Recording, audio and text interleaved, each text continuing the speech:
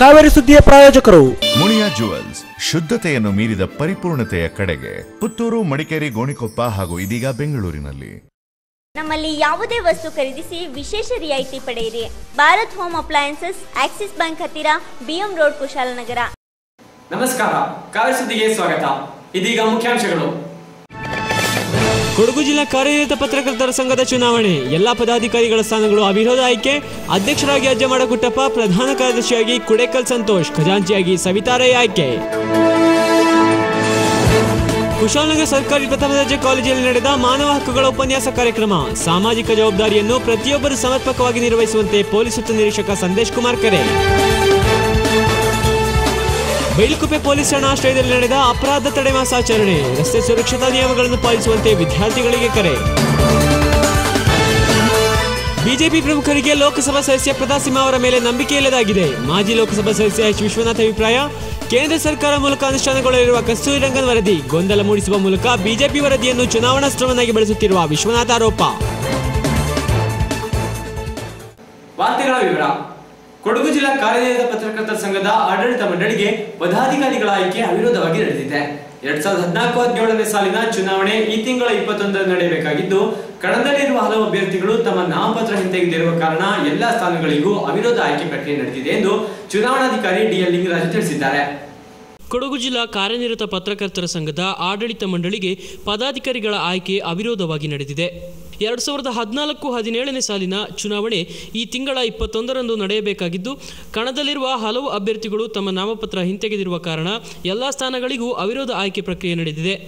Kodagu ಜಿಲ್ಲಾಧ್ಯಕ್ಷರಾಗಿ AR Kuttappa, ಉಪಾಧ್ಯಕ್ಷರುಗಳಾಗಿ GA Ravikumar, Ravi Subbaiah, Partha Chinnappa, ಪ್ರಧಾನ ಕಾರ್ಯದರ್ಶಿಯಾಗಿ ಕುಡೇಕಲ್ ಸಂತೋಷ್, ಕಾರ್ಯದರ್ಶಿಗಳಾಗಿ ಎಚ್ಆರ್ಎನ್ ಮೂರ್ತಿ, ವನಿತಾ ಚಂದ್ರಮೋಹನ್ ಹಾಗೂ ಖಜಾಂಚಿಯಾಗಿ ಬಿಆರ್ ಸವಿತಾ ರೈ ಅವಿರೋಧವಾಗಿ ಆಯ್ಕೆಗೊಳ್ಳುವುದರೊಂದಿಗೆ ಕಾರ್ಯಕಾರಿ ಸಮಿತಿಯ 15 ಸ್ಥಾನಗಳಿಗೆ ಅವಿರೋಧ ಆಯ್ಕೆ ನಡೆದಿದೆ ಎಂದು ಚುನಾವಣಾಧಿಕಾರಿಗಳು ತಿಳಿಸಿದ್ದಾರೆ.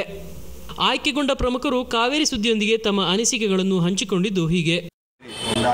ಒಂದಾಗಿ ಪತ್ರಿಕಾ ಸಮೂಹದ ಧ್ವನಿಯಾಗಿ ಜಿಲ್ಲೆಯಲ್ಲಿ ಪತ್ರಕರ್ತರ ಬೇಡಿಕೆಗಳಿಗೆ, ಕಷ್ಟ ಸುಖಗಳಿಗೆ ಸಕ್ರಿಯವಾಗಿ ಪಾಲ್ಗೊಳ್ಳುವ ಕೆಲಸವನ್ನು ಈ ಆಡಳಿತ ಮಂಡಳಿ ಮಾಡುತ್ತೆ ಅಂತ ಹೇಳುವ ಭರವಸೆ ನಾನು ಮಾಡ್ತೀವಿ. ಸಕಾರಾತ್ಮಕವಾದ ಪ್ರಯತ್ನವು ನಾವು ನನ್ನ ಆಯ್ಕೆ ಆದ ನಂತರ ಸಂಪರ್ಕಿಸಿದ ಜನಪ್ರತಿನಿಧಿಗಳಿರ್ಬೋದು, ಸಂಘ ಸಂಸ್ಥೆಗಳಿರ್ಬೋದು, ಬೇರೆ ಬೇರೆ ವಲಯದ ಎಲ್ಲರೂ ಮಾತಾಡಿದಾಗ ಎಲ್ಲ ರೀತಿಯ ಸಕಾರಾತ್ಮಕವಾದಂಥ ಪ್ರತಿಕ್ರಿಯೆ ಬಂದಿದೆ. ಹಾಗಾಗಿ ಅದನ್ನೆಲ್ಲ ಸದುಪಯೋಗ ಪಡಿಸಿಕೊಂಡು ಆ ಪತ್ರಕರ್ತರ ನೈಜ ಬೇಡಿಕೆಗಳೇನಿದೆ ಅದನ್ನು ಈಡೇರಿಸುವ ಪ್ರಯತ್ನವನ್ನು ಸಹಜವಾಗಿ ನಾವು ಸರ್ಕಾರ ಮಟ್ಟದಲ್ಲಿರ್ಬೋದು ಅಥವಾ ಬೇರೆ ವ್ಯವಸ್ಥೆ ಮಟ್ಟದಲ್ಲಿರ್ಬೋದು ಎಲ್ಲ ಹಂತದಲ್ಲೂ ಸಹ ಅದನ್ನು ನಾವು ಸಕಾರಾತ್ಮಕವಾಗಿ ಸ್ಪಂದಿಸ್ತೀವಿ. ಅಧಿಕಾರಿಗಳು ಮಾಡಿದ್ದಾರೆ. ಜೊತೆಗೆ ಮಹಿಳೆಯರಿಗೂ ಕೂಡ 2 ಸ್ಥಾನ ಸಿಕ್ಕಿದೆ. ಬಹುಶಃ ಗ್ರಾಮೀಣ ಭಾಗದ ಕಾರ್ಯದರ್ಶಿಯಾಗಿ ವನಿತಾ ಚಂದ್ರಮೋಹನ್ ಹಾಗೂ ಜಿಲ್ಲೆಯ ಖಜಾಂಚಿಯಾಗಿ ನಾನು ಸವಿತಾರೆ ಆಯ್ಕೆಯಾಗಿದ್ದೇನೆ. ಬಹುಶಃ ಬಹಳ ದೊಡ್ಡ ಜವಾಬ್ದಾರಿ ಇಟ್ಟು ಪತ್ರಕರ್ತರು ನಮ್ಮನ್ನು ಆಯ್ಕೆ ಗಳಿಸಿದ್ದಾರೆ. ಬಹುಶಃ ನಾವು ಯಾವ ರೀತಿ ಕೆಲಸಗಳನ್ನ ಮಾಡ್ತೇವೆ ಅಷ್ಟೇನ ಈಗ ಜನ ಯಾರಿದ್ದಾರೆ ಪತ್ರಕರ್ತರು ಅವ್ರು ಮಾಡೋದಕ್ಕಿಂತ ಮುಂಚೆ ಒಳ್ಳೆ ರೀತಿಯಲ್ಲಿ ಆ ಟೀಮ್ ಏನಿದೆ ಆ ಟೀಮ್ ಸ್ಪಿರಿಟಲ್ಲೇ ಬಹುಶಃ ಯುವ ಪತ್ರಕರ್ತರ ತಂಡ ಇದರಲ್ಲಿದೆ. ಆ ತಂಡ ಯಶಸ್ವಿಯಾಗಿ ಕಾರ್ಯನಿರ್ವಹಿಸ್ತೇವೆ. ಆ ನಿರ್ವಹಿಸೋ ಜವಾಬ್ದಾರಿ ನೀವೆಲ್ಲ ನನಗೆ ಕೊಟ್ಟಿದ್ದರಿಂದ ನಾವೆಲ್ಲರೂ ಯಶಸ್ವಿಯಾಗಿ ಆ ಜವಾಬ್ದಾರಿ ನಿರ್ವಹಿಸ್ತೇವೆ. ಎಲ್ಲ ನಾವೇನಿದೆ ತಂಡ ಕಾರ್ಯಾಚರಿಸ್ತೇವೆ. ಟೀಮ್ ಆಗಿ ಈಗ ಚುನಾವಣೆ ನಿಲ್ಲಲು ಅಷ್ಟೇ ಒಂದು ಟೀಮ್ ಆಗಿ ಇಟ್ಟಿದ್ದೀವಿ. ಅದೇ ರೀತಿ ಎಲ್ಲ ಟೀಮ್ ಎಲ್ಲ ಸದಸ್ಯರು ಕೂಡ ಇದ್ದಾರೆ. ಎಲ್ಲ ಒಗ್ಗಟ್ಟಾಗಿ ಪತ್ರಕರ್ತರ ಏಳಿಗೆಗೆ ಮುಂದೆ ಏನು ನಮ್ಮ ಕೈಯಿಂದ ಏನಾಗುತ್ತೆ ಎಲ್ಲ ಮಾಡುವಂತೇಳಿ ಒಂದು ಸಭೆಯನ್ನು ನಡೆಸಿ ಮುಂದೆ ಏನು ಆಗುತ್ತೆ ಅದನ್ನ ಮಾಡಲಿಕ್ಕೆ ಎಲ್ಲ ಪ್ರಯತ್ನವನ್ನು ನಾವು ಮಾಡ್ತೀವಿ. ಅದು ಬಿಟ್ಟು ಬೇರೆ ಭರವಸೆ ಕೊಡಲಿಕ್ಕೆ ರಾಜಕೀಯ ಪತ್ರಕರ್ತರ ಭರವಸೆ ಕೊಡಲಿಕ್ಕೆ ಪತ್ರಕರ್ತರಿಲ್ಲ. ಆದರೆ ಪತ್ರಕರ್ತರಿಗೆ ಏನು ಬೇಕೋ ಅದನ್ನೆಲ್ಲವನ್ನು ನಾವು ಮಾಡ್ತೀವಿ. ಇದನ್ನು ಪುನರಾರಂಭಿಸುವಂತೆ ಕರ್ನಾಟಕ ಕಾರ್ಯನಿರತ ಪತ್ರಕರ್ತರ ಸಂಘ ನನಗೆ ಜವಾಬ್ದಾರಿಯನ್ನು ವಹಿಸಿ ವೀಕ್ಷಕನಾಗಿ ನೇಮಿಸಿತ್ತು. ನಾನು ನಮ್ಮ ಮಿತ್ರರಾದಂಥ ನಮ್ಮ ರಾಜ್ಯ ಸಮಿತಿಯ ಮಂಡ್ಯದ ಪ್ರತಿನಿಧಿಯಾಗಿರ್ತಕ್ಕಂಥ ಡಿಎಲ್ ಲಿಂಗರಾಜು ಅವರನ್ನು ಚುನಾವಣಾಧಿಕಾರಿಯಾಗಿ ಮಾಡಿಕೊಂಡು ಈ ಒಂದು ಪ್ರಕ್ರಿಯೆಯನ್ನು ಪೂರ್ಣಗೊಳಿಸಿದ್ದೇವೆ. ಈ ಪ್ರಕ್ರಿಯೆ ಇಷ್ಟು ಸುಲಭವಾಗಿ ಮುಗಿದು ಎಲ್ಲ ಸ್ಥಾನಗಳಿಗೂ ಅವಿರೋಧ ಆಯ್ಕೆ ಮಾಡಲಿಕ್ಕೆ ಸಹಕರಿಸಿದಂಥ ಎಲ್ಲ ಅಭ್ಯರ್ಥಿಗಳು ಮತ್ತು ಕೊಡಗು ಜಿಲ್ಲಾ ಪತ್ರಕರ್ತರ ಸಂಘದ ಎಲ್ಲ ಸದಸ್ಯರಿಗೂ ಕೂಡ ಎಲ್ಲರೂ ಪರವಾಗಿ ಸಾಮಾಜಿಕ ಜವಾಬ್ದಾರಿಯನ್ನು ಪ್ರತಿಯೊಬ್ಬರು ಸಮರ್ಪಕವಾಗಿ ನಿರ್ವಹಿಸಿದಲ್ಲಿ ಮಾನವ ಹಕ್ಕುಗಳ ಉಲ್ಲಂಘನೆ ನಿವಾರಣೆ ಸಾಧ್ಯ ಎಂದು ಕುಶಾಲನಗರ ಪೊಲೀಸ್ ವೃತ್ತ ನಿರೀಕ್ಷಕರಾದ ಸಂದೇಶ್ ಕುಮಾರ್ ತಿಳಿಸಿದ್ದಾರೆ. ಅವರು ಕುಶಾಲನಗರ ಸರ್ಕಾರಿ ಪ್ರಥಮ ದರ್ಜೆ ಕಾಲೇಜಿನಲ್ಲಿ ಮಾನವ ಹಕ್ಕುಗಳ ಘಟಕದ ವತಿಯಿಂದ ಭಾರತದಲ್ಲಿ ಮಾನವ ಹಕ್ಕುಗಳು ಎಂಬ ವಿಷಯದ ಬಗ್ಗೆ ನಡೆದ ಉಪನ್ಯಾಸ ಕಾರ್ಯಕ್ರಮದಲ್ಲಿ ಸಂಪನ್ಮೂಲ ವ್ಯಕ್ತಿಗಳಾಗಿ ಪಾಲ್ಗೊಂಡು ಮಾತನಾಡಿದರು. ಸಾಮಾಜಿಕ ಜವಾಬ್ದಾರಿಯನ್ನು ಪ್ರತಿಯೊಬ್ಬರು ಸಮರ್ಪಕವಾಗಿ ನಿರ್ವಹಿಸಿದಲ್ಲಿ ಮಾನವ ಹಕ್ಕುಗಳ ಉಲ್ಲಂಘನೆ ನಿವಾರಣೆ ಸಾಧ್ಯ ಎಂದು ಕುಶಾಲನಗರ ಪೊಲೀಸ್ ವೃತ್ತ ನಿರೀಕ್ಷಕರಾದ ಸಂದೇಶ್ ಕುಮಾರ್ ತಿಳಿಸಿದ್ದಾರೆ. ಅವರು ವಿಶ್ವ ಮಾನವ ಹಕ್ಕುಗಳ ದಿನಾಚರಣೆ ಅಂಗವಾಗಿ ಕುಶಾಲನಗರ ಸರ್ಕಾರಿ ಪ್ರಥಮ ದರ್ಜೆ ಕಾಲೇಜಿನಲ್ಲಿ ಮಾನವ ಹಕ್ಕುಗಳ ಘಟಕದ ವತಿಯಿಂದ ಭಾರತದಲ್ಲಿ ಮಾನವ ಹಕ್ಕುಗಳು ಎಂಬ ವಿಷಯದ ಬಗ್ಗೆ ನಡೆದ ಉಪನ್ಯಾಸ ಕಾರ್ಯಕ್ರಮದಲ್ಲಿ ಸಂಪನ್ಮೂಲ ವ್ಯಕ್ತಿಗಳಾಗಿ ಪಾಲ್ಗೊಂಡು ಮಾತನಾಡಿದರು. ವಿಶ್ವ ಮಾನವ ಹಕ್ಕುಗಳ ದಿನದ ಮಹತ್ವ ಹಾಗೂ ಮಾನವ ಹಕ್ಕುಗಳ ಬಗ್ಗೆ ಮಾಹಿತಿ ಒದಗಿಸಿದ ಅವರು ಪ್ರತಿಯೊಬ್ಬರು ಮಾನವೀಯತೆ ಮೌಲ್ಯಗಳನ್ನು ಅಳವಡಿಸಿಕೊಂಡಲ್ಲಿ ಮಾತ್ರ ಉತ್ತಮ ಸಮಾಜ ನಿರ್ಮಾಣ ಸಾಧ್ಯ ಎಂದರು. ಈ ದೇಶಗಳು ಕಚ್ಚಾಡೋದ್ರ ಮೂಲಕ ಮಾನವತ್ವಕ್ಕೆ ಒಂದು ದೊಡ್ಡ ಹೊಡೆತ ಬೀಳ್ತಾ ಇದೆ. ಇದನ್ನ ತಪ್ಪಿಸಬೇಕು ಅನ್ನೋ ಕಾರಣದಿಂದ ವಿಶ್ವಸಂಸ್ಥೆ ರಚನೆಯಾಗಿ ವಿಶ್ವಸಂಸ್ಥೆ ಮಾನವನ ಜೀವನದ ಮಟ್ಟ, ಮಾನವ ಜೀವಿಸುವಂತ ಮಟ್ಟವನ್ನು ಸುಧಾರಿಸಬೇಕು. ಆದ್ದರಿಂದ ಪ್ರತಿಯೊಬ್ಬರಲ್ಲೂ ಮಾನವತ್ವ ಅನ್ನೋದನ್ನ ಅರ್ಥ ಮಾಡಿಸಬೇಕು.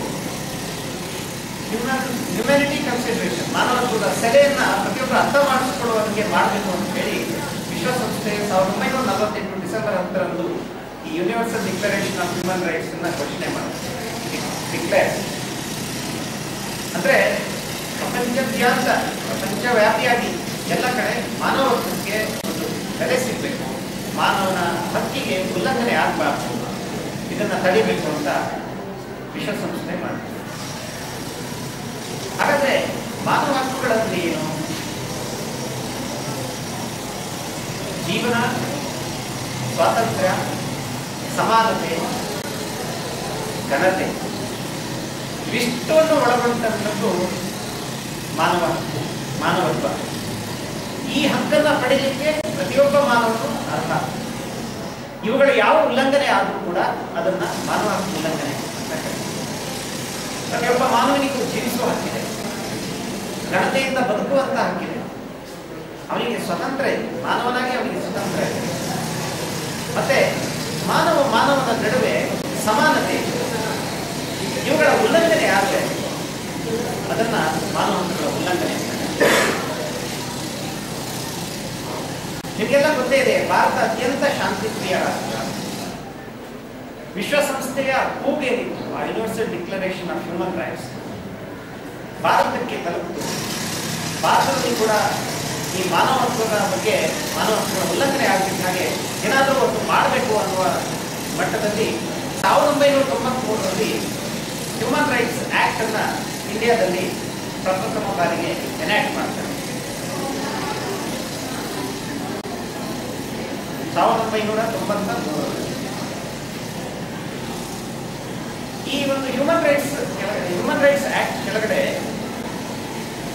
ಒಂದು ವೈಲೇಷನ್ ಆದ್ರೆ ಅದನ್ನ ಯಾವ ರೀತಿ ನಾವು ತಡಿಬೇಕು, ಅದನ್ನ ಯಾವ ರೀತಿ ಅದರ ಮೇಲೆ ಆಕ್ಷನ್ ತಗೋಬೇಕು ಅಂತ ಹೇಳಿ ನ್ಯಾಷನಲ್ ಹ್ಯೂಮನ್ ರೈಟ್ಸ್ ಕಮಿಷನ್ ಅನ್ನ ರಚನೆ ಮಾಡ್ತಾರೆ.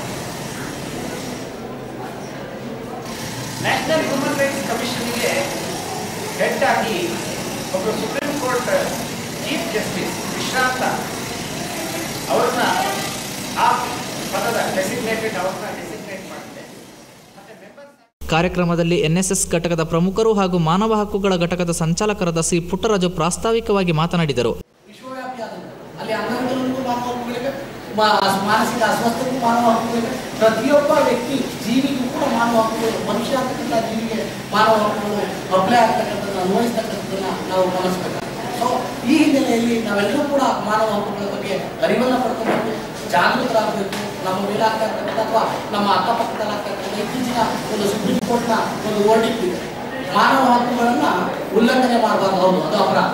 ಹಾಗೆಯೇ ಮಾನವ ಹಕ್ಕುಗಳು ಎಲ್ಲಿ ನಡೀತಾ ಇವೆ ಅದನ್ನ ವರದಿ ಮಾಡಬೇಕು. ಪ್ರತಿಯೊಬ್ಬರು ಕೂಡ ವರದಿ ಮಾಡಿ. ಪ್ರತಿಯೊಂದು ಪ್ರಾಧಿಕಾರ, ನಮ್ಮ ಕಾಲೇಜು ಕೂಡ ಪ್ರಾಂಶುಪಾಲರ ಮನೆ ಒಂದು ಸರ್ಕ್ಯುಲರ್ ನನಗೆ ಒಂದು ಆದೇಶ ಕೊಟ್ಟಿದ್ದಾರೆ. ಪ್ರತಿಯೊಂದು ಎಲ್ಲಿ ನಮ್ಮ ಪ್ರಿಮೈಸಸ್, ನಮ್ಮ ಆವರಣದ ಒಳಗೆ ಎಲ್ಲಿ ಮಾನವ ಹಕ್ಕುಗಳ ಉಲ್ಲಂಘನೆ ಆದರೂ ಕೂಡ ನಾವು 24 ಗಂಟೆಯ ಒಳಗೆ ಮಾನವ ಹಕ್ಕುಗಳ ಆಯೋಗಕ್ಕೆ, ನಮ್ಮ ಇಲಾಖೆಯ ಆಯುಕ್ತರಿಗೆ ಮತ್ತು ನ್ಯಾಯಾಲಯದ ಹೈಕೋರ್ಟ್ನ ಮುಖ್ಯ ನ್ಯಾಯಾಧೀಶರಿಗೆ ವರದಿ ಮಾಡ್ತಕ್ಕಂಥ ಒಂದು ಸುತ್ತೋಲೆಯನ್ನು ನಮ್ಮ ಇಲಾಖೆಯಿಂದ ಹೊರಡಿಸಿರ್ತಕ್ಕಂಥದ್ದು ನಾವು.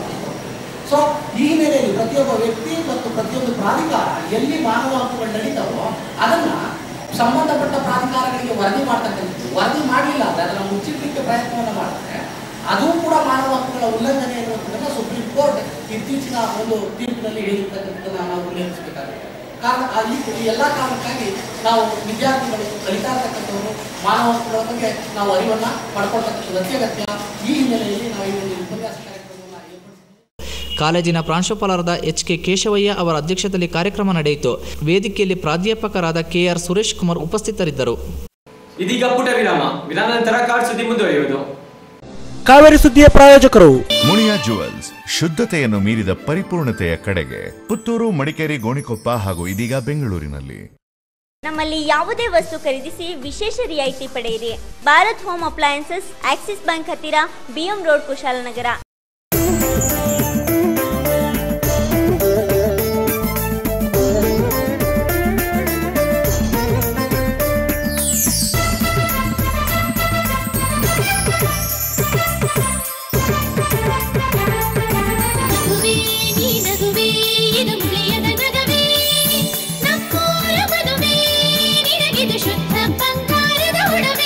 ಮುನಿಯಾ ಜುವೆಲ್ಸ್, ಶುದ್ಧತೆಯನ್ನು ಮೀರಿದ ಪರಿಪೂರ್ಣತೆಯ ಕಡೆಗೆ. ಪುತ್ತೂರು, ಮಡಿಕೇರಿ, ಗೋಣಿಕೊಪ್ಪ ಹಾಗೂ ಇದೀಗ ಬೆಂಗಳೂರಿನಲ್ಲಿ. ನಮ್ಮಲ್ಲಿ ಯಾವುದೇ ವಸ್ತು ಖರೀದಿಸಿ ವಿಶೇಷ ರಿಯಾಯಿತಿ ಪಡೆಯಿರಿ. Bharat traders, Fatima complex, BM road, Kushalnagar. ನಮ್ಮಲ್ಲಿ ಪ್ರಸಿದ್ಧ ಕಂಪನಿಗಳಾದ Samsung, Nokia, Sony, Apple iPhone, Micromax, Karbonn, Lava ಹಾಗೂ ಎಲ್ಲ ಕಂಪನಿಗಳ ಮೊಬೈಲ್ ಫೋನ್, ಟ್ಯಾಬ್ ಮತ್ತು ಐಫೋನ್ಗಳು ದೊರೆಯುತ್ತದೆ. ಎಲ್ಲ ಕಂಪನಿಗಳ ಮೊಬೈಲ್ ಬಿಡಿಭಾಗಗಳು ಕೂಡ ಲಭ್ಯ.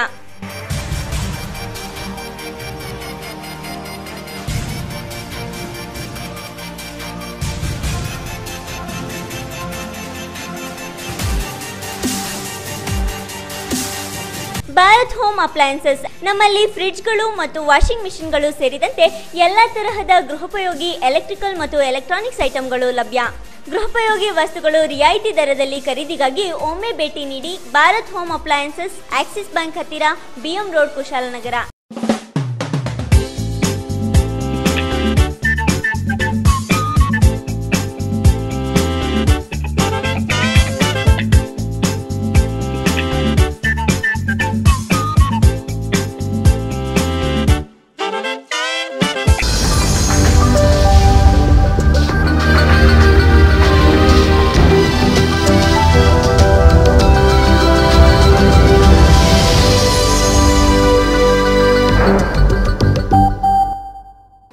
ವಿರಾಮ ನಂತರ ಕಾರ್ಡ್ ಸುದ್ದಿಗೆ ಮತ್ತೆ ಸ್ವಾಗತ. ಮೈಸೂರು ಜಿಲ್ಲಾ ಪೊಲೀಸ್ ಹಾಗೂ ಬೈಲ್ಕೊಪ್ಪೆ ಪೊಲೀಸ್ ಠಾಣೆ ವತಿಯಿಂದ ಬೈಲ್ಕೊಪ್ಪೆ ಪ್ರೌಢಶಾಲೆಯಲ್ಲಿ ಅಪರಾಧ ತಡೆ ಮಾಸಾಚರಣೆ ಅಂಗವಾಗಿ ಕಾರ್ಯಕ್ರಮ ನಡೆಯಿತು. ರಸ್ತೆ ದಾಟುವ ಸಂದರ್ಭ ಸುರಕ್ಷತಾ ನಿಯಮಗಳನ್ನು ಪಾಲಿಸುವುದು ಹಾಗೂ ಹಿರಿಯರು ಹಾಗೂ ವೃದ್ಧರು ರಸ್ತೆ ದಾಟುವ ಸಂದರ್ಭ ಅವರಿಗೆ ಸಹಾಯ ಹಸ್ತ ಚಾಚುವ ಮನೋಭಾವನೆ ಬೆಳೆಸಿಕೊಳ್ಳಬೇಕೆಂದು ಪೊಲೀಸರು ವಿದ್ಯಾರ್ಥಿಗಳಿಗೆ ಕಿವಿಮಾತು ಹೇಳಿದರು. ಮೈಸೂರು ಜಿಲ್ಲಾ ಪೊಲೀಸ್ ಹಾಗೂ ಬೈಲುಕುಪ್ಪೆ ಪೊಲೀಸ್ ಠಾಣೆ ವತಿಯಿಂದ ಬೈಲುಕುಪ್ಪೆ ಪ್ರೌಢಶಾಲೆಯಲ್ಲಿ ಅಪರಾಧ ತಡೆ ಮಾಸಾಚರಣೆ ಅಂಗವಾಗಿ ಕಾರ್ಯಕ್ರಮ ನಡೆಯಿತು. ಕಾರ್ಯಕ್ರಮದಲ್ಲಿ ಮುಖ್ಯ ಅತಿಥಿಗಳಾಗಿ ಪಾಲ್ಗೊಂಡ ಬೈಲುಕುಪ್ಪೆ ಪೊಲೀಸ್ ಉಪಠಾಣಾಧಿಕಾರಿ ಶ್ರೀನಿವಾಸುಲು ವಿದ್ಯಾರ್ಥಿಗಳು ರಸ್ತೆ ದಾಟುವ ಸಂದರ್ಭ ಸುರಕ್ಷತಾ ನಿಯಮಗಳನ್ನು ಪಾಲಿಸುವುದು ಹಾಗೂ ಹಿರಿಯರು ಹಾಗೂ ವೃದ್ಧರು ರಸ್ತೆ ದಾಟುವ ಸಂದರ್ಭ ಅವರಿಗೆ ಸಹಾಯ ಹಸ್ತ ಚಾಚುವ ಮನೋಭಾವನೆ ಬೆಳೆಸಿಕೊಳ್ಳಬೇಕೆಂದರು. ಡಿಸೆಂಬರ್ ಮಾಸವನ್ನು ಪೊಲೀಸ್ ಇಲಾಖೆ ಅಪರಾಧ ತಡೆ ಮಾಸಾಚರಣೆಯಾಗಿ ಆಚರಿಸುತ್ತಿದ್ದು, ಎಲ್ಲೆಡೆ ಕಾನೂನು ಬಾಹಿರವಾಗಿ ಮದ್ಯ ಮಾರಾಟ, ಅನುಮಾನಾಸ್ಪದ ವ್ಯಕ್ತಿಗಳ ಸುಳಿವು ಹಾಗೂ ಯಾವುದೇ ರೀತಿಯ ದೌರ್ಜನ್ಯಗಳು, ಅಪರಾಧಗಳು ಕಂಡುಬಂದಲ್ಲಿ ಪೊಲೀಸ್ ಠಾಣೆಗೆ ಖುದ್ದಾಗಿ ಅಥವಾ ದೂರವಾಣಿ ಮುಖಾಂತರ ಮಾಹಿತಿ ಒದಗಿಸುವಂತೆ ಅವರು ಕೋರಿದ್ದಾರೆ. ಶಾಲಾ ಮುಖ್ಯ ಶಿಕ್ಷಕಿ ಭಾಗ್ಯ ಅಧ್ಯಕ್ಷತೆಯಲ್ಲಿ ಕಾರ್ಯಕ್ರಮ ನಡೆಯಿತು. ಯಾವ ವೆಹಿಕಲ್ಸ್ ಬರ್ತಾ ಇದಾವೆ ಅಂತ, ಮತ್ತೆ ಮೂರು ಜನ ಕೂತ್ಕೋತೀರಾ ಸೈಕಲ್ ಅಲ್ಲಿ, ಅದೆಲ್ಲ ಅವಾಯ್ಡ್ ಮಾಡಬೇಕು. ಪ್ರಾಣಕ್ಕೆ ಬೆಲೆ ಕಟ್ಟಕ್ಕಾಗಲ್ಲ, ಪ್ರಾಣನೇ ಮುಖ್ಯ. ಹಾಗೆ ಅಪರಾಧವನ್ನು ಮಾಡಬಾರ್ದು. ಅಪರಾಧ ಮಾಡ್ತಾ ಇರೋರ್ನು ನೀವು ಹಿಡ್ಕೊಡ್ಬೇಕಾಗತ್ತೆ. ವೆಹಿಕಲ್ಗಳ ನಂಬರ್ನೆಲ್ಲ ಗುರ್ತು ಮಾಡ್ಕೋಬೇಕು. ಯಾರು ನಿಮ್ಗೆ ತೊಂದರೆ ಕೊಟ್ರೆ, ಚೇಷ್ಟೆ ಮಾಡಿದ್ರೆ, ಅಸಭ್ಯವಾಗಿ ನಡ್ಕೊಂಡ್ರೆ ತಕ್ಷಣ ನೀವು ತಿಳಿಸ್ಬೇಕು. ಶಾಲೆಯಲ್ಲಾದರೆ ಟೀಚರ್ಸಿಗೆ ತಿಳಿಸ್ಬೇಕು ತಕ್ಷಣ. ಇಂಥ ವೆಹಿಕಲ್ ಅವ್ರು ಫಾಲೋ ಮಾಡ್ತಾ ಇದ್ದಾರೆ, ಈ ಥರ ತೊಂದರೆ ಕೊಡ್ತಾ ಇದ್ದಾರೆ ಅಂತ ಶಿಕ್ಷಕರಿಗೆ ಹೇಳಿದ್ರೆ ಅವರು ಮುಂಜಾಗ್ರತಾ ಕ್ರಮವಾಗಿ ಏನು ಮಾಡಬೇಕು ಅದನ್ನು ಮಾಡ್ತಾರೆ. ನಿಮ್ಗೆ ಏನಾರ ಅನುಮಾನ ಬಂತು ಅಂದರೆ ತಕ್ಷಣ ನೋಟ್ ಪುಸ್ತಕದಲ್ಲೋ ಕೈಯಲ್ಲೋ ನಂಬರ್ ಬರ್ಕೊಂಡ್ಬಿಡ್ಬೇಕು ವೆಹಿಕಲ್ಗಳದ್ದು, ಹೀಗೆ ಮಾಡ್ತಾ ಇದ್ದಾರೆ ಅಂತ. ಇವತ್ತು ಫಾಲೋ ಮಾಡ್ತಾ ಇರ್ತಾನೆ, ನಾಳೆನೋ ಅದೇ ಪ್ಲೇಸಲ್ಲಿ ಫಾಲೋ ಮಾಡ್ತಾ ಇರ್ತಾನೆ, ಅದನ್ನ ಇಂಟಿಮೇಷನ್ ಮಾಡಬೇಕು. ಅವ್ರಿಗೆ ಗೊತ್ತಿಲ್ಲದಾಗ ಇಂಟಿಮೇಷನ್ ಮಾಡಬೇಕು ಟೀಚರ್ಸ್ಗೆ. ಆಗ ಅವರು ನಾವು ಏನು ಮಾಡಬೇಕು ಅದನ್ನು ನಾವು ಮಾಡ್ತೀವಿ. ಹಾಗೆ ನೀವು ಮನೆಯಲ್ಲೂ ಅಷ್ಟೇ, ಅಕ್ಕಪಕ್ಕದಲ್ಲೇ ಆಗಲಿ ಕಳ್ತನೋ ಮತ್ತೊಂದು ಯಾರೋ ದರೋಡೆ ಮಾಡೋದು ಅಥವಾ ಕೊಲೆ ಮಾಡೋದು ಏನೋ ಮಾಡ್ತಿರ್ತಾರೆ, ನಿಮ್ಗೆ ಗೊತ್ತಾಗುತ್ತೆ ಇವನು ತಪ್ಪು ಮಾಡ್ತಾ ಇದ್ದಾನೆ ಅಂತ, ತಕ್ಷಣ ಇಂಟಿಮೇಷನ್ ಮಾಡಬೇಕು. ನೀವಾಗಿ ಈ ಗಂಡು ಮಕ್ಳ ಮೇಲೂ ಲೈಂಗಿಕ ದೌರ್ಜನ್ಯ ನಡೀತಾ ಇದೆ. ನೀವು ಪೇಪರ್ಲಿ ಟಿವಿಲೆಲ್ಲ ನೋಡ್ತಾ ಇದ್ದೀರಾ. ಗಂಡು ಮಕ್ಳ ಮೇಲೂ ನಡೀತಾ ಇದೆ, ಹಿಂಸೆ ಕೊಡ್ತಾರೆ, ಕಾಮುಕರು ಇರ್ತಾರೆ. ಅದಕ್ಕೆ ನೀವೇನು ಮಾಡಬೇಕು ಅಂದರೆ ಗುಂಪಲ್ಲೇ ಹೋಗ್ಬೇಕಾಗತ್ತೆ. ಒಂದೊಂದು ಊರವರು ಆಯಾಯ ಗುಂಪಲ್ಲೇ ಹೋಗ್ಬೇಕಾಗತ್ತೆ. ಗುಂಪಲ್ಲಿ ಹೋಗ್ಬೇಕು, ಗುಂಪಲ್ಲಿ ಬರಬೇಕು. ಈಗಿನ ಕೆಟ್ಟ ಪರಿಸರದಲ್ಲಿ ಏನಾಗಿದೆ ಗೊತ್ತಾ, ಚಿಕ್ಕ ಮಕ್ಕಳೇನೆ ಕೆಟ್ಟ ಅಭ್ಯಾಸಗಳನ್ನು ಕಲಿತಾ ಇದ್ದಾರೆ. ಮಾದಕ ವಸ್ತು ಹಿಂಗೆ ಮಾರ್ತಾ ಇದ್ದಾನೆ, ಈ ಪಕ್ಕದ ಮನೆಯನ್ನು ಹಿಂಗೆ ತೊಗೊಂಡು ಸೇರ್ತಾ ಇದ್ದಾನೆ, ಹಿಂಗೆ ಕುಡಿತಾ ಇದ್ದಾನೆ, ಅದೆಲ್ಲ ಇಂಟಿಮೇಷನ್ ಮಾಡಬೇಕಾಗುತ್ತೆ. ನೀವು ಅದನ್ನೆಲ್ಲ ತಿಳಿಸಿದ್ರೇ ಸುಧಾರಣೆ ಆಗಬೇಕಾದ್ರೆ ಫಸ್ಟು ನಾವು ಸುಧಾರಣೆ ಆಗಬೇಕು, ಆಮೇಲೆ ಬೇರೆ ದಿನ ಬರ್ತಾ ಇರ್ತಾನೆ. ಈ ಥರ ಏನೋ ರ್ಯಾಗಿಂಗ್ ಮಾಡೋಕ್ಕೆ, ರೇಗ್ಸೋದಕ್ಕೆ ಈ ಥರ ಬಂದರೆ ಯಾವುದೇ ಕಾರಣಕ್ಕೂ ಭಯ ಪಡ್ಕೋಬೇಡಿ. ಯಾರು ಏನು ಅಂತ ನಿಮ್ಮ ಅಡ್ರೆಸ್ನ ಯಾರು ಹೇಳಕ್ ಹೋಗಲ್ಲ. ಡೈರೆಕ್ಟ್ ಸ್ಟೇಷನ್ಗೆ ಬನ್ನಿ. ನನ್ನ ಪೊಲೀಸ್ ಫ್ರೆಂಡಾಗಿ ತಗೊಂಡಿದ್ದೀವಿ. ಈಗ ಹೋಗಿ ನಾವು ತಿರುಮಲಾಪುರದಲ್ಲಿ ಏನೋ ಮಾಹಿತಿ ಕಲೆಕ್ಟ್ ಮಾಡ್ಬೇಕಂದ್ರೆ ಅವ್ನಿಗೆ ಫೋನ್ ಮಾಡ್ತೀವಿ, ಹೋಗಿ ನೋಡಪ್ಪ ನೀನಾದ್ರೂ ಹೋದ್ರೆ ಅನುಮಾನ ಬರಲ್ಲ ಅಂತ. ಪೊಲೀಸಿಂದ ತುಂಬ ಅನುಕೂಲ ಇದೆ ನಿಮಗೆ. ಯಾವುದೇ ಕಾರಣಕ್ಕೂ ಪೊಲೀಸ್ ಸ್ಟೇಷನ್ ಬರೋಕ್ಕೆ ಯಾರು ಹೆದರ್ಕೋಬೇಡಿ. ಒಂಥರ ಸ್ನೇಹಿತರ ಥರ ಇರ್ಬೋದು. ಪೊಲೀಸ್ನವ್ರು ಯಾರಿಗೂ ಹೊಡೆಯಕ್ಕೆ ಹೋಗಲ್ಲ, ಭಯಕ್ಕೆ ಹೋಗಲ್ಲ. ತಪ್ಪು ಮಾಡಿದ್ರೆ ಸುಮ್ಮನೆ ಬಿಡಲ್ಲ, ಆಯಿತಾ? ಸುಮ್ಮನೆ ಹುಡುಗಿರಿಗೆ ರೇಗ್ಸೋದು, ರ್ಯಾಗಿಂಗ್ ಮಾಡೋದು, ನೀವೇ ಬೈಸ್ಕಲಲ್ಲಿ 3 ಜನ ಎತ್ತಕೊಂಬರೋದು, ಕೈಕಾಲು ಮುರ್ಕೊಳ್ಳೋದು. ಒಂದ್ಸರಿ ಕೈ ಮುರಿದಾದ್ರೆ ಮತ್ತೆ ಹಾಕ್ಸೋಕ್ಕಾಗಲ್ಲ. ಹೋಯ್ತು, ಒಂದ್ಸರಿ ಸತ್ತೋದ್ರೆ ಮತ್ತೆ ಹುಟ್ಟು ಬರೋಕ್ಕಾಗಲ್ಲ. ನಾವು ಅವ್ರಿಗೆ ವಿಶೇಷವಾದ ಸ್ವಾಗತ. ವಿದ್ಯಾರ್ಥಿಗಳು ಬೈಲುಕೊಪ್ಪೆಯ ಮುಖ್ಯ ಬೀದಿಗಳಲ್ಲಿ ಮೆರವಣಿಗೆ ತೆರಳಿ ಘೋಷಣೆ ಕೂಗುತ್ತಾ ಅಪರಾಧ ತಡೆ ಮಾಸಾಚರಣೆ ಬಗ್ಗೆ ನಾಗರಿಕರಿಗೆ ಮಾಹಿತಿ ಒದಗಿಸಿದರು.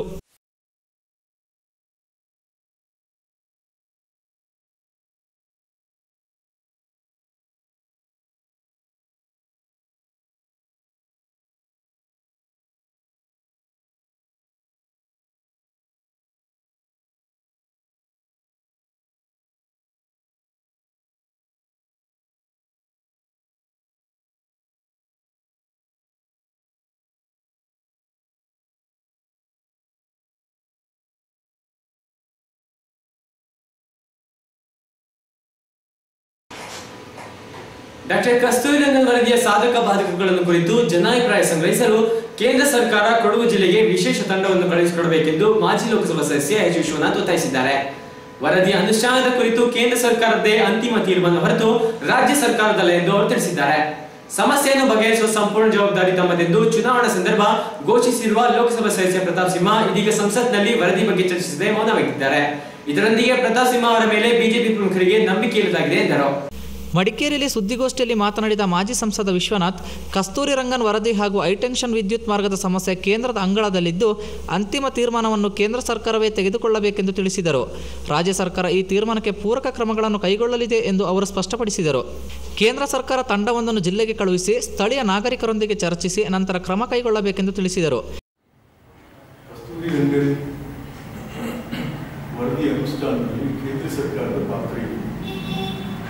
ರಾಜ್ಯ ಸರ್ಕಾರದ ಪಾತ್ರ ಜನರಿಗೆ ಅರ್ಥ ಆಗ್ತದೆ. ಸುಮ್ಮನೆ ಎಲ್ಲೋ ಒಂದು ಕಡೆ ಗೊಂದಲ ಅಥವಾ ಯಾರೋ ಗೊಂದಲ ನಿರ್ಮಾಣ ಮಾಡ್ತಾರೆ.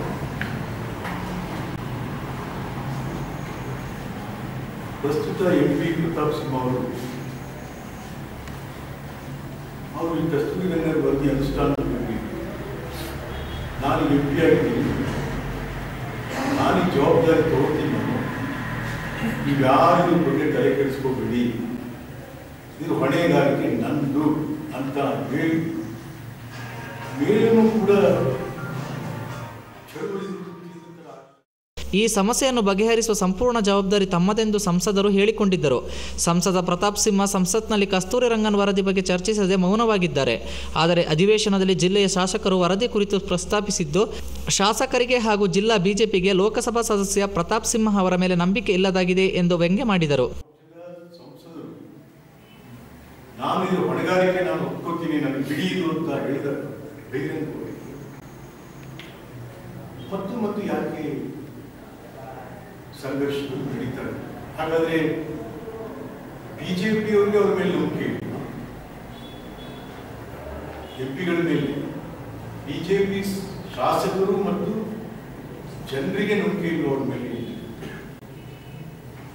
ಯಾಕೆಂದ್ರೆ ಇದು ಬಹಳಷ್ಟು ಚರ್ಚೆಗಳು ಬಹಳ ವರ್ಷಗಳಿಂದ ನಡ್ಕೊಂಡು ಬರ್ತಾರೆ. ಈಗ ಆಗಬೇಕಾಗಿರುವಂತ ಚರ್ಚೆ ಸದನದಲ್ಲಿ, ಎಲ್ಲಿ ಪಾರ್ಲಿಮೆಂಟ್ ಆಗ್ತದೆ.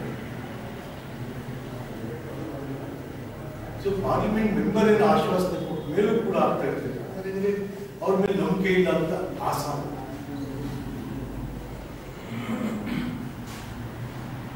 ಮತ್ತೆ ಇದರಲ್ಲಿ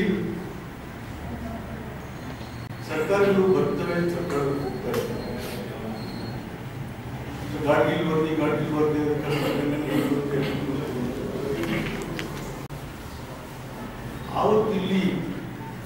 ಕಳೆದ ದಿವಸ ಹಿಂದಿನ ದಿವಸ ಶಿವಮೊಗ್ಗದಲ್ಲಿ ಮತ್ತು ಇಲ್ಲಿ ಕೊಡಗಿಗೆ ಮುಖ್ಯಮಂತ್ರಿಗಳು ಇತ್ತೀಚೆಗೆ ಜಿಲ್ಲೆಗೆ ಭೇಟಿ ನೀಡಿದಾಗ ಜಿಲ್ಲೆಯ ಜನರಿಗೆ ತೊಂದರೆಯಾಗದಂತೆ ಸರ್ಕಾರ ಕ್ರಮ ಕೈಗೊಳ್ಳಲಿದೆ ಎಂದು ಭರವಸೆ ನೀಡಿದ್ದಾರೆ.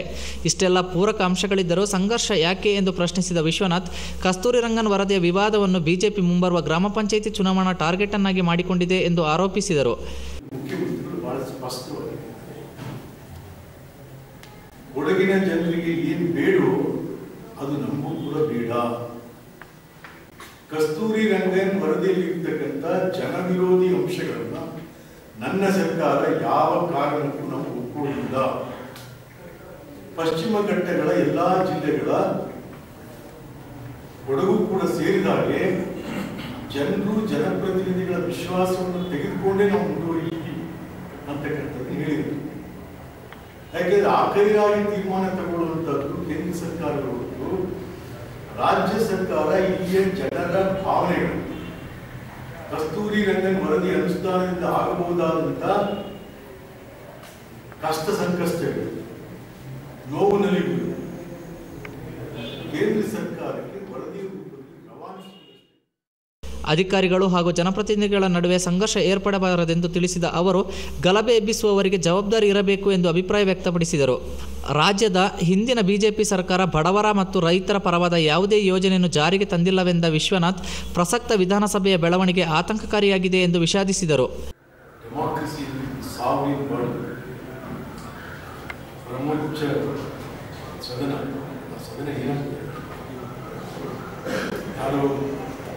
ಭಾಷಣ ಮಾಡ್ತಿರ್ತಾರೆ, ಯಾವ ಏನು ನೋಡ್ತಾ ಇರ್ತಾರೆ, ಇನ್ನೊಬ್ಬ ಯಾವ ಮುಖ್ಯಮಂತ್ರಿ ಹೋಗ್ತಾನೆ, ಇನ್ನೊಬ್ಬ ಯಾರಿಗೂ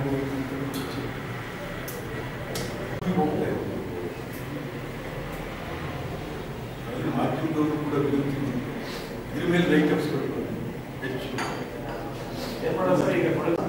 ಹೆಣ್ಣು ಮಕ್ಕಳಲ್ಲಿ ಒಂದು ರೀತಿಯ ರೋಚಕವಾದ ಕಥೆಗಳನ್ನ ಹೇಳಿ ರೋಚಕವಾದ ಪ್ರಚಾರಗಳನ್ನು ಮಾಡಿ ನೀವು ಮಾಡೋದು ಇವತ್ತಿನ ಇವತ್ತು ಯಾರು ಹೆಣ್ಮಕ್ಳು ತಿರುಗ್ತಾರೆ, ನಿರ್ಭಯ ಕೇಸ್ತಾರೆ, ರಿಪೀಟ್ ಆಗ್ತಾ ಇರ್ತದೆ, ಮತ್ತೇನ್ ಮಾಡ್ತಾರೆ. ಸೊ ಹಾಗಾಗಿ ನೀವು ಒಂದು ಇಶ್ಯೂ ಇಟ್ಕೊಂಡು ಜನರ ಭಾವನೆಗಳನ್ನ ಕೆರಳಿಸಿ ಅಧಿಕಾರಕ್ಕೆ ಬರುವಂತಹದ್ದು ನಿಮ್ಗೆ ಕರಗತ ಹೋಗಿದೆ. ಯಾರು ಕೆಲಸಗಾರಲ್ಲ, ನೀವು ಕೆಲಸ ಮಾಡೋರು ಅಲ್ಲ ಬಿಜೆಪಿ, ಮತ್ತೆ ಈ ದೇಶಕ್ಕೆ ಕಾರ್ಯಕ್ರಮ ಕೊಟ್ಟವರು ಅಲ್ಲ, ಕಾರ್ಯಕ್ರಮ ಕೊಟ್ಟವರು ಅಲ್ಲ, ಮತ್ತು ಬಡವನ ಪರವಾಗಿ ಯೋಚನೆ ಮಾಡೋರು ಅಲ್ಲ. ಸೊ ಆದ್ರಿಂದ ಮತ್ತೆ ಮತ್ತೆ ಈ ಕಸ್ತೂರಿ ರಂಗನ್ ವರದಿ ಹೈಟೆನ್ಷನ್. ಸುದ್ದಿಗೋಷ್ಠಿಯಲ್ಲಿ ಕರಕುಶಲ ನಿಗಮದ ಅಧ್ಯಕ್ಷೆ ವೀಣಾ ಅಚ್ಚಯ್ಯ, ಕಾಂಗ್ರೆಸ್ ಜಿಲ್ಲಾಧ್ಯಕ್ಷ ಬಿಟಿ ಪ್ರದೀಪ್, ಮಹಿಳಾ ಘಟಕದ ಅಧ್ಯಕ್ಷೆ ಕುಮುದ ಧರ್ಮಪ್ಪ ಹಾಗೂ ತಂಬಾಕು ಮಂಡಳಿ ಅಧ್ಯಕ್ಷರಾದ ಟಿಪಿ ರಮೇಶ್ ಉಪಸ್ಥಿತರಿದ್ದರು. ಹಾರಂಗಿ ಜಲಾಶಯದ ಇಂದಿನ ನೀರಿನ ಮಟ್ಟದ ವಿವರ ಈ ರೀತಿ ಇದೆ. ಜಲಾಶಯದಲ್ಲಿ ನೀರಿನ ಸಂಗ್ರಹ ಪ್ರಮಾಣ 2.28 TMC. ಜಲಾಶಯದ ಗರಿಷ್ಠ ನೀರಿನ ಸಂಗ್ರಹ ಪ್ರಮಾಣ 8.5 TMC. ಜಲಾಶಯಕ್ಕೆ ನೀರಿನ ಒಳಹರಿವು 205 ಕ್ಯೂಸೆಕ್ಸ್. ಕಾಲುವೆಗೆ ಹರಿಸಲಾದ ನೀರಿನ ಪ್ರಮಾಣ 1600 ಕ್ಯೂಸೆಕ್ಸ್. ಇದೀಗ ಸಂಕ್ಷಿಪ್ತ ಸುದ್ದಿಗಳು.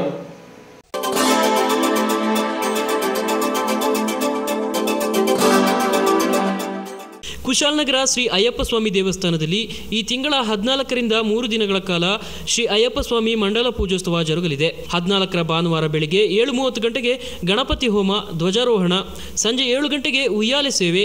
ದಿನಾಂಕ 15ರ ಸೋಮವಾರ ಬೆಳಿಗ್ಗೆ 6:30 ಗಂಟೆಗೆ ನವಗ್ರಹ ಹೋಮ, ಸಂಜೆ 7 ಗಂಟೆಗೆ ಉಯ್ಯಾಲೆ ಸೇವೆ ಹಾಗೂ ದಿನಾಂಕ 16ರ ಮಂಗಳವಾರ ಬೆಳಗ್ಗೆ 9:05ರಿಂದ ಶ್ರೀ ಅಯ್ಯಪ್ಪ ಸ್ವಾಮಿ ಮಂಡಲ ಪೂಜೋತ್ಸವ ಹಿನ್ನೆಲೆಯಲ್ಲಿ ದೇವಾಲಯದಲ್ಲಿ ಶಾಸ್ತ್ರ ಪೂಜೆ, ಅಭಿಷೇಕ ಪೂಜಾ ವಿಧಿಗಳು ನಡೆದು ಮಧ್ಯಾಹ್ನ 12:30 ಗಂಟೆಗೆ ಮಹಾಮಂಗಳಾರತಿ ನಂತರ ಅನ್ನ ಸಂತರ್ಪಣೆ ನಡೆಯಲಿದೆ ಎಂದು ಶ್ರೀ ಅಯ್ಯಪ್ಪ ಸ್ವಾಮಿ ದೇವಸ್ಥಾನದ ಟ್ರಸ್ಟ್ ಪ್ರಮುಖರು ತಿಳಿಸಿದ್ದಾರೆ.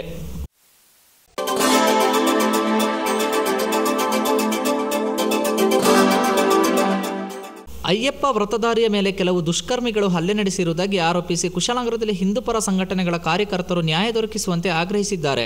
ಆರೋಪಿಯನ್ನು ಕುಶಾಲನಗರ ಪೊಲೀಸ್ ಠಾಣೆಗೆ ಒಪ್ಪಿಸಿದ ಕಾರ್ಯಕರ್ತರು ತಕ್ಷಣ ಕ್ರಮ ಕೈಗೊಳ್ಳುವಂತೆ ಒತ್ತಾಯಿಸಿದ್ದಾರೆ. ಅಯ್ಯಪ್ಪ ಮಾಲಾಧಾರೆಯನ್ನು ಹರಿದಾಕಿ ಅವನ ಮೇಲೆ ಅವಾಚ್ಯ ಶಬ್ದಗಳಿಂದ ನಿಂದಿಸಿ ಅವನ ಧರ್ಮವನ್ನು ನಿಂದಿಸಿ ಅವನಿಗೆ ಹಲ್ಲೆ ಮಾಡಿರ್ತಾರೆ.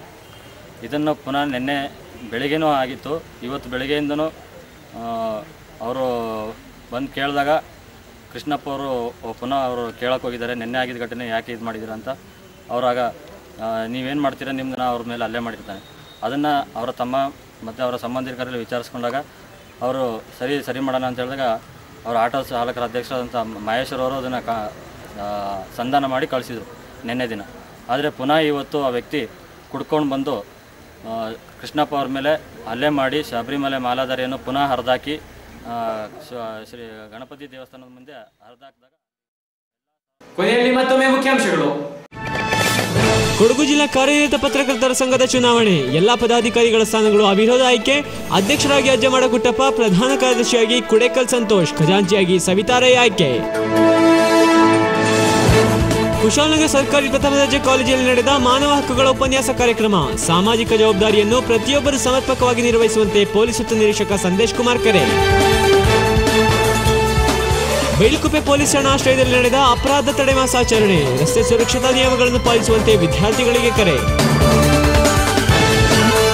ಬಿಜೆಪಿ ಪ್ರಮುಖರಿಗೆ ಲೋಕಸಭಾ ಸದಸ್ಯ ಪ್ರತಾಸಿಂಹ ಅವರ ಮೇಲೆ ನಂಬಿಕೆ ಇಲ್ಲದಾಗಿದೆ. ಮಾಜಿ ಲೋಕಸಭಾ ಸದಸ್ಯ ಎಚ್ ವಿಶ್ವನಾಥ್ ಅಭಿಪ್ರಾಯ. ಕೇಂದ್ರ ಸರ್ಕಾರ ಮೂಲಕ ಅನುಷ್ಠಾನಗೊಳ್ಳಲಿರುವ ಕಸ್ತೂರಿ ರಂಗನ್ ವರದಿ ಗೊಂದಲ ಮೂಡಿಸುವ ಮೂಲಕ ಬಿಜೆಪಿ ವರದಿಯನ್ನು ಚುನಾವಣಾಸ್ತ್ರವನ್ನಾಗಿ ಬಳಸುತ್ತಿರುವ ವಿಶ್ವನಾಥ್ ಆರೋಪ.